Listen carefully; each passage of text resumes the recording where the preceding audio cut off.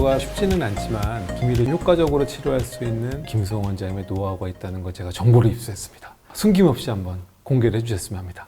기미 치료는 시간이 오래 걸려요. 꾸준히 치료하면은 기미를 뿌리를 뽑을 수는 없겠지만은 많이 좋아지고요. 오래 꾸준히 치료를 하신 분들은 예전만큼 그렇게 민감하게 반응을 하지 않습니다. 기미의 성질을 개선할 수가 있기 때문에 마일드하게 치료하면서 꾸준하게 계속해서 치료하는 거가 비법이라고 할 수가 있겠습니다. 제일 중요한 비법을 말씀해 주신 것 같습니다. 보통 병원에 가시면 기미 치료에 제일 많이 하는 치료 방법이 레이저 토닝 그리고 비타민C 같은 미백 관리를 병행하시라고 보통 말씀을 많이 드리죠. 기본적으로는 좋은 프로그램이 될 수밖에 없어요. 왜냐하면 레이저 토닝을 이용해서 멜라닌 세포를 크게 자극 주지 않으면서 멜라닌 가립을 빨리 제거를 해줘서 얼굴 톤을 환하게 해주고, 그리고 비타민C 같은 항산화제를 피부에 침투를 시켜줌으로써 멜라닌 세포의 기능들을 억제시켜서 멜라닌 가립을 적게 만드는 정상적인 상태를 만드는 치료니까 피부 상태에 따라서 피부 진피 상태까지 개선시켜야 드려야 될 분들이 있기 때문에 여기에 따라서 레이저 종류들 바뀌어져야 될 필요가 있겠고, 2가지, 3가지가 첨가돼서 해야 되는 경우들도 계실 거고, 그리고 진피 개선을 통해서 메디컬 스킨 케어를 해야 되는 경우들도 있기 때문에 기본 미백 관리가 아닌 다른 형태, 특수한 형태의 그런 치료들을 병행해서 하는 경우들도 있겠다라고 종합적으로만 말씀을 좀 드릴 수가 있을 것 같습니다. 그리고 김수홍 원장님 같은 좋은 원장님을 만나시는 게 무엇보다도 중요한 일이라고 생각을 하고요. 바르는 약들을 좀 쓰는 경우들이 있잖아요. 화장품 같은 것들도 있고요. 스티바이 같은 비타민 A 유도체 크림을 처방을 달라고 오시는 경우들이 많아요. 스티바이 같은 경우는 기본적으로는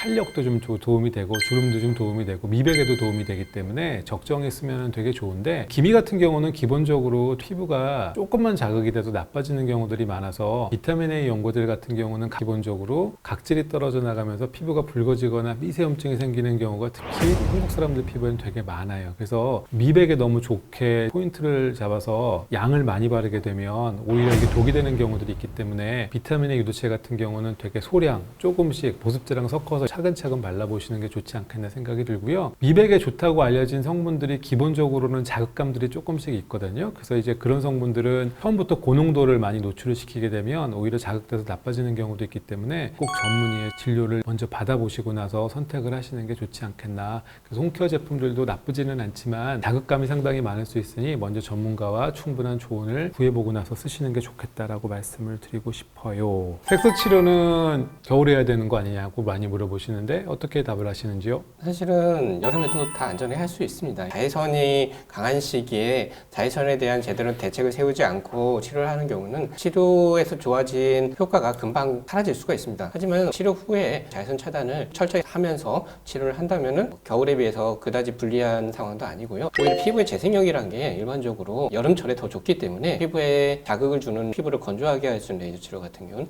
여름이 더 유리한 면도 있습니다. 계절에 따라서 치료를 못할 것은 없다고 생각합니다. 레이저를 많이 하면 피부가 얇아진다던데 그러면 어떻게 답을 해주시는지요? 그렇지 않습니다. 정말 예전에 피부 자극이 많은 레이저 치료를 했을 때 잘못된 그런 편견이 이제 현재까지 내려오고 있는 것 같고요. 색소 치료에 주로 사용하는 레이저 중에서 피부에 큰 손상을 장기적으로 주는 레이저는 현재 거의 쓰고 있는 레이저 중에는 없다라고 보시면 될 것 같기 때문에 색소 레이저를 많이 한다고 해서 피부가 진짜 얇아지거나 그런 일은 없습니다. 이 치료를 하고 났을 때 하고 나서의 좀 주의사항이라든지 그런 것들을 말씀해 주실 게 계신가요?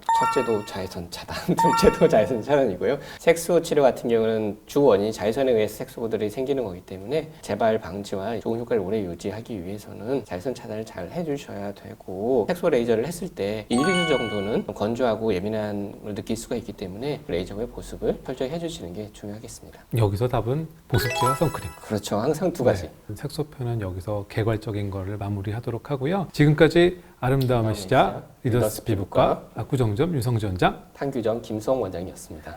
감사합니다.